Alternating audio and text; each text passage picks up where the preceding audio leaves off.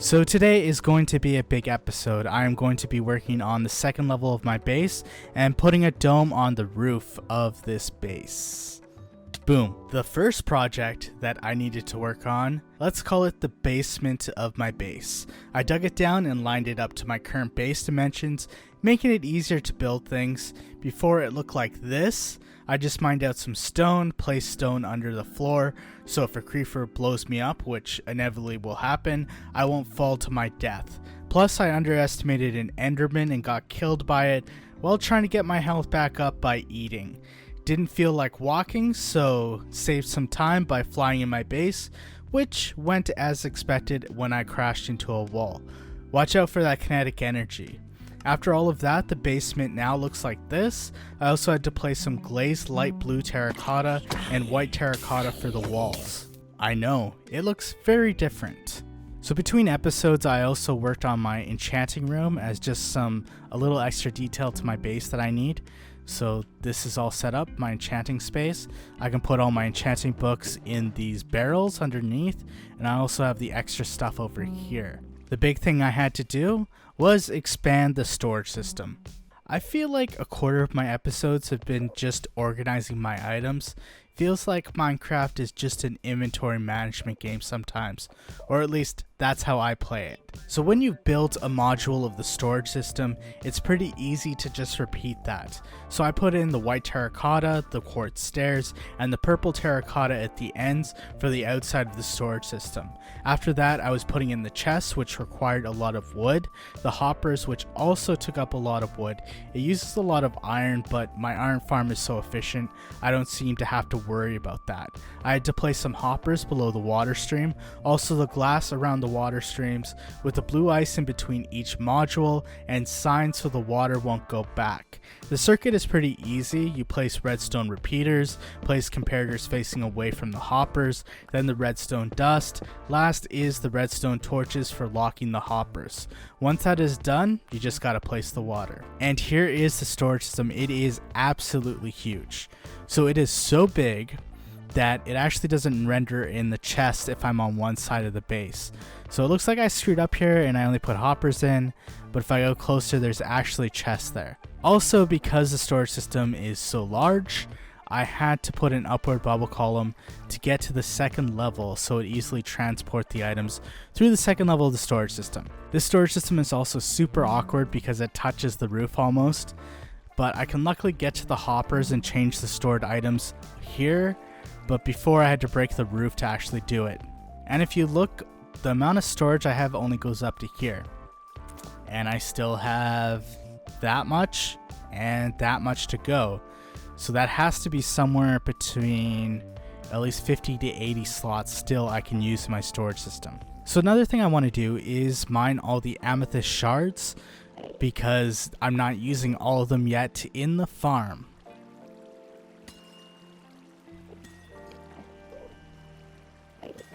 And now it looks a lot cleaner without the amethyst shards. So let's check how many I got. Wow, that is a lot of amethyst shards from that. So what is that, like 27, maybe 34 stacks of amethyst shards? I think I only had 1 or 2 in here before. So that actually produced way more amethyst shards than my actual farm has been producing. Although I haven't really been using my farm yet. But I definitely got to get on that and expand my farm a bit more. Now let's start on the second level and the dome. So I've been working on this in creative just to get an idea of what it would look like and just play around with it a bit. So some of these elements I'm not going to use yet, or it's just rough ideas. So first of all, the copper dome I'm not going to be doing because it doesn't really work with my block palette that I'm doing. It kind of looks a bit weird. But also the amount of copper I need is insane for this, so it would take me a really long time to get that amount of copper for the dome. So instead I'm going to be using quartz, because when I look at most of the domes that I've been looking at, a lot of them are marble and they have a bit of texture to them, and the quartz blocks have enough of them that have different textures that I think it would look good on a dome. So you have chiseled, quartz pillar, quartz brick, and also the quartz block. I won't be using the smooth quartz, but you get the idea. And I think the brick works well at this spot under the dome it is enough texture, and I think it works with my block palette. If it doesn't work, I can always replace it. And then the rest of this is just placeholders, so I might change this, but it's the general shape that I'm going to be going for this base. So I'm going to change it once I get an idea of how this looks with the first level of my base. And I'm not going to be doing that, and you can see a lot of things that I've been testing out just to get an idea of how it would look. So what the plan is to build a structure for the second level and the dome.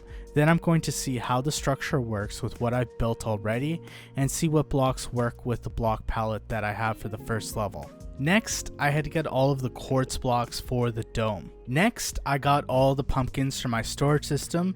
There was a lot since I've been working on the storage system while the farms were still producing items. I also grabbed all the pumpkins, put them all in shulker boxes, unloaded all the shulker boxes in my villager trading hall. I traded the melons and pumpkins to get emeralds, then used those emeralds to get quartz blocks and quartz pillars. I'm going to need a lot of quartz blocks for this, as I'll need to craft the quartz blocks into quartz brick and chiseled quartz. I need 3 times the amount of quartz blocks as quartz pillars. I also had to get some bricks and craft them into brick blocks for the tower of my roof. So here I am on the roof, and it looks a bit weird, but this is the scaffolding for what I'm going to be doing. So the inside is where the circular tower is going to be, and the outside is going to be the frame for the second level. Now I'm a little worried about the dimensions here. I don't want it to look a little weird. So what I'm going to try to do is a couple things beforehand. So what I'm going to do is lay out the tower and then do the outline of the dome so I can see how it looks and see if I need to change anything. I don't want to completely build the whole thing and then realize it isn't working.